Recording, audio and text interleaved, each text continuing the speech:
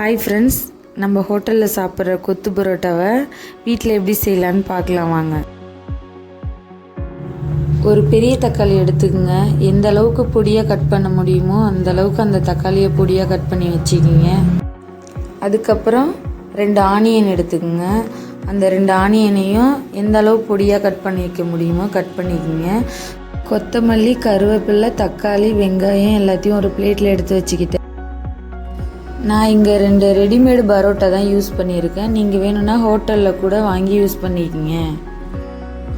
அந்த 2 பரோட்டாவையும் நான் தோசைக்கல்ல நல்லா சூடு பண்ணி எடுத்துக்கிட்டேன். சூடு பண்ணின அந்த பரோட்டாவை எந்த அளவுக்கு பொடி பொடியாக கட் பண்ணிக்க முடியுமோ அந்த அளவுக்கு குட்டி குட்டியாக கட் பண்ணிக்கணும். முடிஞ்ச அளவு எந்த அளவுக்கு நம்ம சின்னதாக கட் பண்ணுறனோ அந்த அளவுக்கு பரோட்டா நல்லா வரும்.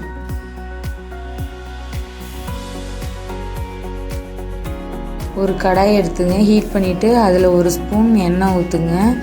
எண்ணெய் காஞ்சினதும் தக்காளியை போட்டு நல்லா வதக்குங்க. கட் பண்ணி வச்ச வெங்காயத்தையும் அது கூடயே போட்டு நல்லா மசிகிற அளவுக்கு வதக்கிக்கணும். வெங்காயமும் தக்காளியும் நல்லா வதங்கின பிறகு கொஞ்சம் சிக்கன் மசாலா அது கூட சேர்த்து நல்லா திரும்பவும் வதக்கி எடுத்துக்கணும். அப்புறம் அதில் கொஞ்சம் மிளகுத்தூள் சேர்த்துக்குங்க. இப்போ அதுலேயே கொஞ்சம் எண்ணெய் ஊற்றிட்டு 2 முட்டையை உடைச்சி ஊற்றிக்கணும். அந்த முட்டையோட வெங்காயம், தக்காளி எல்லாத்தையும் சேர்த்து நல்லா கிளறிக்கோங்க.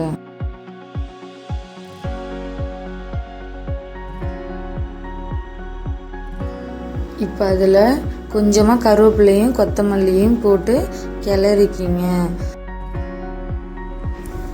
அப்புறம் நறுக்கி வச்ச பரோட்டாவையும் அதிலேயே சேர்த்து நல்லா கிளறிக்கணும்.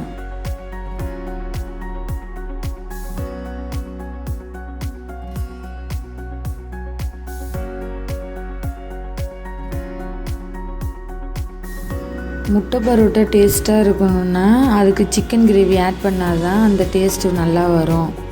அதனால் நான் ஆல்ரெடி சிக்கன் கிரேவி செஞ்சு வச்சுட்டேன். சிக்கன் கிரேவியில் உள்ள எலும்பில்லாத கறியை எடுத்து இதில் ஆட் பண்ணிக்கணும். எல்லாத்தையும் ஒன்றா கிளறிடுங்க. அதுக்கப்புறம் தேவையான அளவு சிக்கன் கிரேவி இதில் போட்டு நல்லா கிளறி எடுத்துக்கணும்.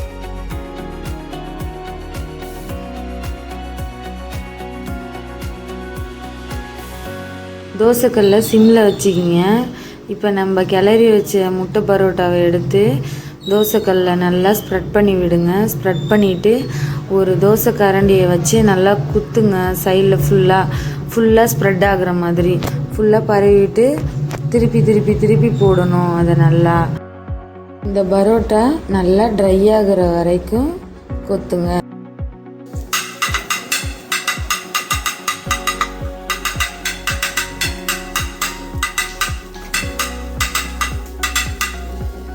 நல்லா ட்ரை ஆன பிறகு அதை பிளேட்டில் எடுத்து வச்சுட்டு கொஞ்சம் மல்லித்தழை, கருவேப்பிலை தூவி சாப்பிட வேண்டியது தான்.